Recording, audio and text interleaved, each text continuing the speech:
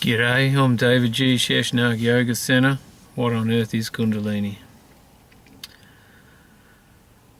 So I'm really in my experience of grief at the moment. It's a hard period. And around my rejection, I never realised how destructive fighting rejection with rejection is. You know, I separated a month ago and there was time and space to work things out. But because I never grieved the pain and refocused on myself, I was never able, I went back into my historic pain management technique of smoking drugs, which doesn't help, you know. All it does, I can guarantee that you can't smoke enough drugs to forget about grief. It needs to be experienced and expressed. Karmically, if you look at it, let's talk about what I'm right into. Knowing that I'm everywhere all at once and there's this crazy part of me that coordinates all my experiences before they happen.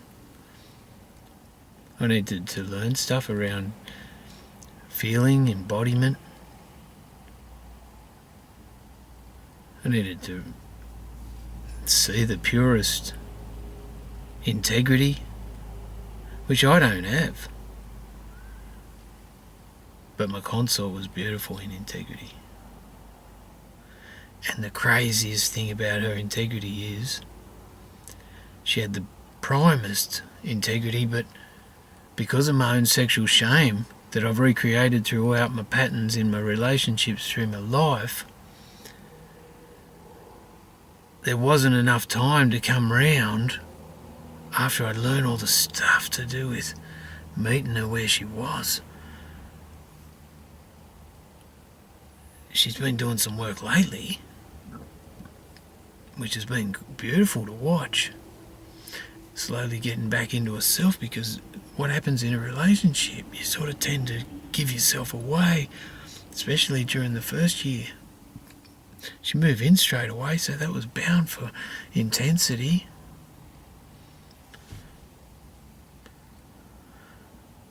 Yeah, it's just a time thing to do with feeling sadness and hurt. You're just waiting for the pain to go. I'm really in it because I gave so much of myself. And I know that I asked for it. So that's why I'm documenting it. Because we're moving into a perspective where we understand this karma. I've got this shit going on. I'm like a resonant magnet, resonating at a frequency that attracts certain people and experiences into my life, so I can purge it, especially globally. Because there's a massive catharsis on the planet at the moment to do with changing from the old economic paradigm to a new connected, unified paradigm based on the spirit, and the true spirit, not a religious spirit. So all that's happening globally and in the human psyche, and intense experiences are happening everywhere in relationships at home. And I don't want to be rejected.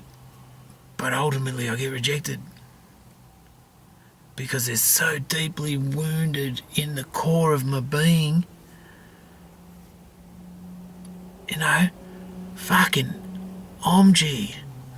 I was threatened by every man. Why? Because my masculine identity, which included sex, had been not fulfilled. I know that's my own neuroses, because if I feel good enough in myself, those things don't have to be fulfilled, but we do have biological and emotional needs in a relationship. So to be able to fulfill those needs as well as be true to yourself, we just seemed incompatible. She's beautiful, man. She got stability and nurturing. I'm a fucking space cadet, man. So, I don't respond. I don't make an exclamation when I experience something beautiful. I just look at it, dive into it. It's really hard anyway to meet her where she was at and me become that necessary part that was required. That's why I'm furious in my own psyche that because of my own sexual shame, I'd have a tendency to fucking smash her if I felt jealous or insecure. I should have watched it in my own body. It happens around your third chakra. You make up a lot of shit to do with bullshit that's not even right. The whole story is, it is basically insane to what I've been doing. She got her own insanity around her own whatever, subconscious programs around whatever. But mine are to do with inadequacy, sexual shame, and fucking not feeling enough. And I don't know if I've got the tools because of my fucking life. It's so... go away for a week, come back for a week, have a 3-day relationship in a fortnight, which is probably the best relationship. But all that chance is gone. I'm thinking time will tell, but I'm just in it. You can tell. And I'm smashed, man. I'm hurting emotionally. I'm running around and I know what I've done wrong in regards to energetically what I'm interacting with. I just shake my head and wonder what a person really wants, how much they want to do. The pain was massive, man. Pain was massive. Her pain that she saw me creating for her was absolutely massive.